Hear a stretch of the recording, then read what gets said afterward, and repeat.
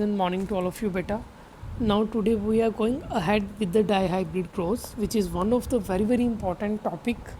But beta remember CBSE वाले इसको बहुत अच्छी तरह से करो, पंजाब बोर्ड वाले एक बार इस टॉपिक को देख लो, थोड़ा सा इसे याद कर लो, बिकॉज पंजाब बोर्ड में इसमें से इस टॉपिक में से क्वेश्चन बहुत कम आते हैं. जो क्वेश्चंस आते हैं वो मैं आपको बता दूंगा. ओके बेटा. So now beta, this is the dihybrid cross basically, and again Gregor Johann Mendel and father of the genetics. Okay beta. So beta first of all दो तरह के क्वेश्चन आते हैं. Explain the dihybrid cross. Number 2 ये Punjab board वालों की वैसे important ये एक तरह का कि how do Mendel's trait show that traits are inherited independently. So आपको सारे का सारा क्रॉस बनाना है. सो डायहाइब्रिड का मीनिंग क्या है कि दो करैक्टर्स कि जो जीन्स होंगे उनकी इंट्रैक्शन को हम इसमें डील करेंगे. ओके. सो बेटे सपोज करो कि पी जनरेशन का एक प्लांट है. बेटे इसमें दो करैक्टर्स देखेंगे. सो हम इसमें एक शेप देख रहे हैं, एक हम इसमें से कलर देख रहे हैं सीड का. ठीक है बेटे. सो हमने सेकंड वीडियो में पढ़ा था कि जो शेप है वो कैसी होती है, राउंड होती है, dominant, and Y Y yellow होगा तो डोमिनेंट होगा. ठीक है बेटे. एंड रिसेसिव वाले का क्या है, छोटा r r wrinkle and green छोटा वाई वाई. ठीक है बेटे. इसकी जब गैमीट बनेगी तो बड़ा आर वाई बनेगा, छोटा आर वाई बनेगा. ठीक है बेटे. बेटे क्योंकि ये क्रॉस थोड़ा लंबा है इसलिए मैं इसे कट शॉर्ट जा रहा हूँ, थोड़ा मैं इसे बहुत ज़्यादा डिटेल में नहीं पढ़ा रहा. ठीक है बेटे. आप भी बेटा इसे ऐसे ही याद कर लो कि जो गैमीटोजेनेसिस हो रहा है तो आपने एक का आर ले लेना है, एक का वाई ले लेना है, एक का छोटा आर, एक का छोटा वाई.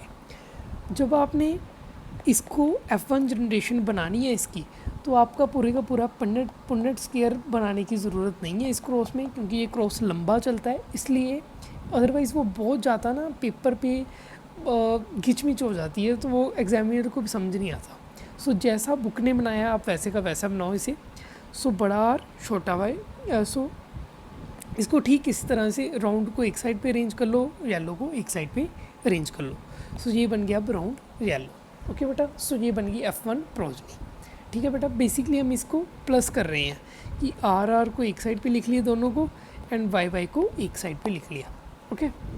नाउ बेटा इसके बाद हम F1 को बाद क्या करते हैं, इसकी सेल्फिंग कर देते हैं F2 में. ठीक है. F2 में इसकी सेल्फिंग करेंगे. अब इसकी हमने गैमीट्स बनानी है.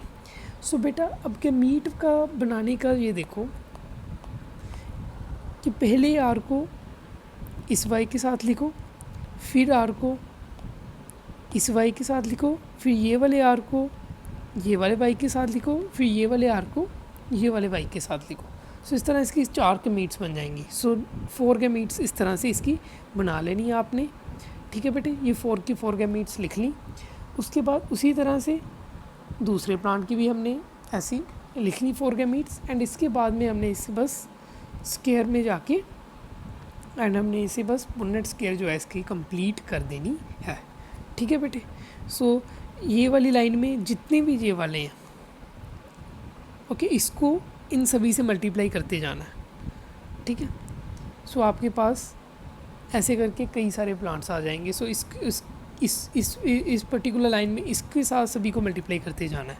सो बेटा इसमें होगा क्या, बेसिकली आपके पास आ जाएंगे कुछ राउंड येलो प्लांट जैसे ये वाले हैं, कुछ राउंड होंगे और येलो होंगे, एंड कुछ होंगे जो रिंकल होंगे बट येलो होंगे, कुछ होंगे जो राउंड होंगे बट ग्रीन होंगे, कुछ होंगे जो रिंकल भी होंगे और ग्रीन भी होंगे.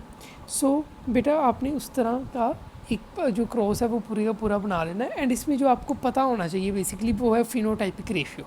आपको इसमें कुछ ना याद रहे, भले ही आपको क्रॉस भी ना बनाना है, आपको ये फिनोटाइपिक रेशियो ज़रूर याद रहनी चाहिए, जो कि है round yellow ratio, round green ratio, wrinkle yellow ratio, wrinkle green.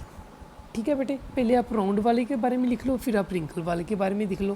पहले डोमिनेंट फिर डोमिनेंट एंड एक रिसेसिव. ठीक है.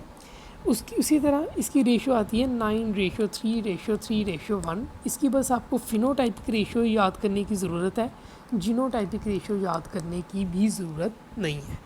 सो बेटा this is all about your dihybrid cross. अब आप कहोगे कि इतना बड़ा क्रॉस है, इसका फंक्शन क्या है, इसका हमें पता क्या चल रहा है।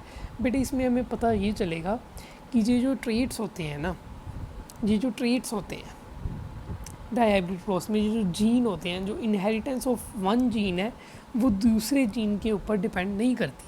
यानी कि ऐसा नहीं है कि अगर एक राउंड होगा तो उसके साथ हमेशा येलो ही आएगा, उसके साथ डोमिनेंट ही आएगा, ऐसा नहीं होता। राउंड के साथ ग्रीन भी आएगा, ठीक है ना। सो बेटे उसी तरह ज़रूरी नहीं है कि जो रिसेसिव वाला रिंकल है उसके साथ हमेशा रिसेसिव वाला ग्रीन ही आएगा, उसके साथ येलो भी आएगा। सो ठीक है बेटा, बेटा यही बेसिकली इसका फंडा है। इसको हम कहते हैं लॉ ऑफ इंडिपेंडेंट असॉर्टमेंट। एक जीन की इनहेरिटेंस जो है वो दूसरी जीन की इनहेरिटेंस को इफ़ेक्ट नहीं करती है, ठीक है। So this is all about your dihybrid cross. अब देख लो इसमें किया क्या मेंडल ने एक राउंड येलो प्लांट लिया एंड एक लिया रिंकल येलो। उसके बाद उसने F1 में दोनों को क्रॉस करवा दिया, तो क्या बन गया था, round and yellow. Okay, round yellow colour seeds आ गए, डोमिनेंट ट्रेट्स आए। उसके बाद उसने सेल्फिंग कर दी एंड कौन सी रेशियो आई, 9:3:3:1 आई। यानी कि round yellow, round green, wrinkle yellow and wrinkle green, 9:3:3:1। And बेटे यही आपको बस याद रहना चाहिए इस पर्टिकुलर क्रॉस में। This is all about your dihybrid cross. So बेटे by this I end up this chapter and I think एक आधा कोई टॉपिक बचा होगा बेटे, वो नेक्स्ट वीडियो में कवर हो जाएगा।